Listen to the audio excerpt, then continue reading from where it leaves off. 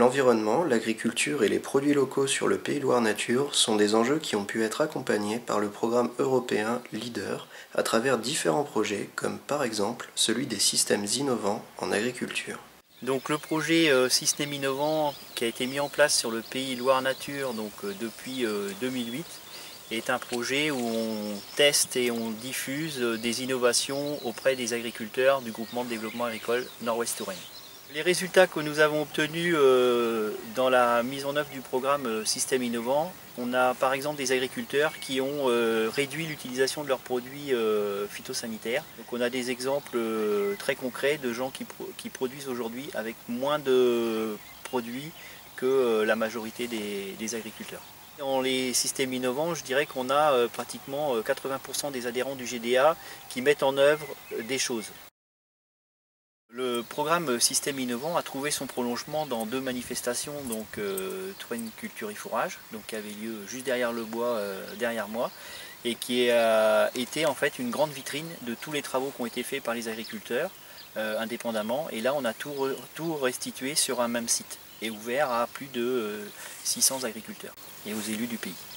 Donc la vitrine Touraine Culture et Fourrage a été aussi l'occasion de montrer des travaux plus originaux, notamment sur la biodiversité, avec la possibilité pour les agriculteurs et les élus présents de voir des pièges à carabes ou des systèmes pour compter les vers de terre notamment.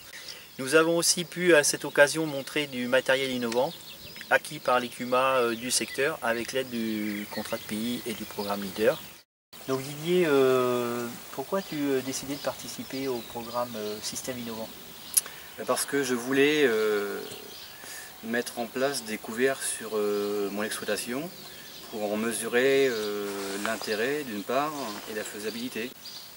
Et sinon sur les cultures de colza, on a essayé les plants de campagne, donc un mélange à base de légumineuses, gestes, fenugrec, lentilles. Donc ça a trois intérêts. Le premier, ça permet d'éloigner les insectes à l'automne. Le deuxième, ça permet de couvrir le sol. Donc ça nous permet aussi d'utiliser moins de phyto, notamment des herbants. Et le troisième, eh bien, ça permet de produire de l'azote. Donc c'est autant d'azote que l'on apporte en moins sur la culture. Le programme européen LEADER du Pays Loire Nature a également contribué à la mise en place du petit guide vert du gastronome éclairé. Favorisant les circuits courts, ce projet est une véritable carte de visite pour les artisans et producteurs du territoire y étant référencés. Pour que les produits locaux soient consommés localement, il fallait déjà que les habitants puissent les connaître. Et donc ça a été l'idée de créer un annuaire des producteurs et des artisans, parce que l'idée c'est aussi de mettre en réseau les gens et d'en faire un petit peu des ambassadeurs d'un territoire. Donc il fallait qu'ils se connaissent entre eux, il fallait qu'ils soient connus par les habitants du territoire. Et donc c'est comme ça qu'est né en fait le guide vert du gastronome éclairé. Alors les acteurs qui ont été mis en réseau grâce à ce projet, c'est notamment les agriculteurs et les artisans du territoire, donc au travers des deux chambres consulaires, la chambre de métier et de l'artisanat et la chambre d'agriculture à laquelle j'appartiens, pour en fait aboutir à ce projet. En fait, c'est vraiment une carte de visite du territoire avec les différents produits qu'on peut trouver à l'intérieur, et chaque producteur ou artisan s'en est parfois emparé comme étant une carte de visite et notamment s'en sert pour la promotion dans les salons. L'intérêt aussi de ce projet-là, c'est que ça a vraiment mis en réseau les agriculteurs avec les artisans, c'est-à-dire qu'il y a vraiment eu un travail conjoint entre les deux structures pour que les artisans et les agriculteurs d'un même territoire puissent travailler ensemble, fassent des salons communs, travaillent sur des projets communs, et c'est aussi tout le sens et tout l'intérêt en fait d'un projet de ce type-là.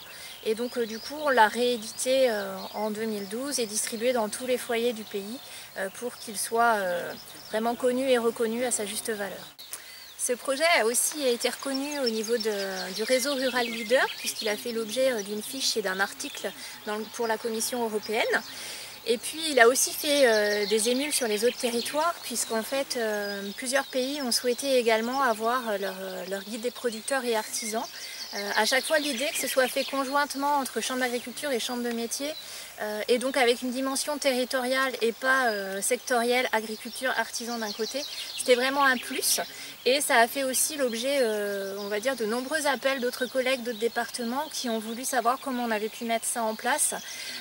Et moi, à mon niveau, j'ai également fait une fiche en fait pour les autres collègues de la région Centre sur l'origine du projet, comment ça a pu se mettre en place et l'intérêt que ça peut avoir sur un territoire. Dans le prolongement du Petit Guide Vert, la création du site Terroir de Touraine est venue pérenniser, de manière encore plus dynamique, l'essor des circuits courts et de la consommation locale. Alors le site Terroir de Touraine, c'est vraiment la suite du projet guide de producteurs et artisans. En fait, ce guide issu de ce territoire-là a vraiment fait des émules un peu partout sur le département. Donc il y a 2 autres territoires qui ont souhaité s'engager dans la démarche, donc le pays Loire-Touraine et ensuite le pays Touraine côté sud. Et toujours dans une logique un peu d'anticipation environnementale et de réduction d'impact, on s'est dit que finalement un guide papier c'était très bien, mais ça avait aussi une certaine pérennité. Et si on veut remettre à jour notamment les fiches produits, notamment pouvoir intégrer des nouveaux producteurs ou des nouveaux artisans, c'était peut-être important d'avoir un outil qui soit plus dynamique. Et donc l'idée est partie en fait sur la création d'un site internet. Donc site internet qui dans un premier temps a concerné que les 3 territoires leaders, puisque nous sommes en fait sur un projet de coopération à 3 pays sur l'Indre-et-Loire, qui a permis notamment la création d'un emploi partagé entre la chambre d'agriculture et la chambre de métier. Donc un investissement là encore pour les 2 consulaires pour aller toujours un peu plus loin dans la dynamique d'accompagnement de nos ressortissants. On a pu construire derrière ça des ateliers, ce qu'on a appelé des ateliers gourmands ou des visites gourmandes, donc avec des visites d'exploitation. Alors on a eu sur le thème de l'asperge, sur le thème de la pomme, enfin je ne vais pas tous les citer, et puis également chez les artisans avec fabriquer des viennoiseries avec eux ou cuisiner certains produits. Et ça a vraiment connu un franc succès au niveau de la population. Et donc l'intérêt en fait c'est que là on va encore un petit peu plus loin dans la diffusion, on va vraiment jusque chez le consommateur et on lui apprend à utiliser, à valoriser les produits et aussi à reconnaître en fait son artisan ou son agriculteur localement. L'ensemble de ces projets a favorisé les rencontres et les initiatives de certains acteurs locaux. L'atelier de transformation de Madame Krebs étant l'une de ces initiatives. Oui, effectivement, dans le cadre de ce projet, j'ai rencontré tout au départ, au niveau de la Chambre d'agriculture, Marie-Françoise Figiel, Emmanuel Renaud, et très vite Stéphane David, qui est devenu mon interlocuteur privilégié dans le cadre d'Agenda 21, puisque ça rentrait tout à fait dedans, en circuit court, puisque mon but était là. Et puis voilà, ce sont les acteurs du départ, et est venu se greffer très rapidement, je dirais quasiment en parallèle, toute l'équipe de Pays Loire Nature, Yves Boulestex, Rohr, voilà, qui m'ont complètement épaulé dans ce dossier, parce que ça rentrait tout à fait dans le cadre que je souhaitais faire, parce que il est bien évident que ce projet va évoluer en cueillette à la ferme, bienvenue à la ferme, etc. Donc ça s'inscrit tout à fait dans ce schéma.